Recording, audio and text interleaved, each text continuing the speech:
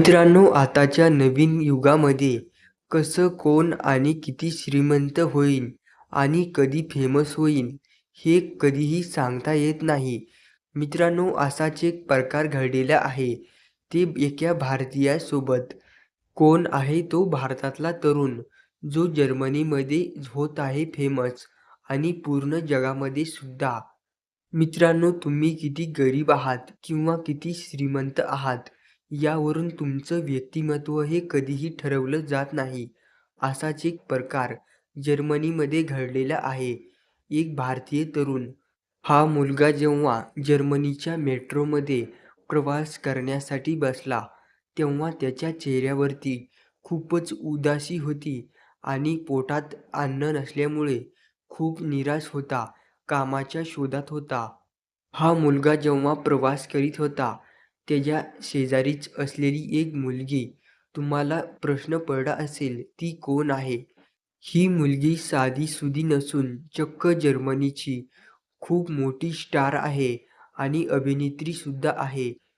शेजारीच बसलेल्या मुलाला काहीही ठाऊक नव्हतं, आपल्या शेजारी कोण बसलं आहे आणि ती महिला कोण आहे.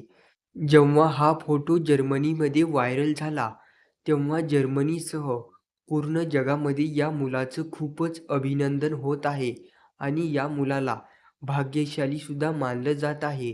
कारण त्या अभिनेत्रीला लोक भेटण्यासाठी वर्ष-वर्ष वाट पाहतात आणि चक्क ती अभिनेत्री एका साधारण भारतीयाच्या लोकल ट्रेनमध्ये त्याच्या जवळ येऊन बसली आणि त्याच्यासोबत गप्पा पण मारल्या.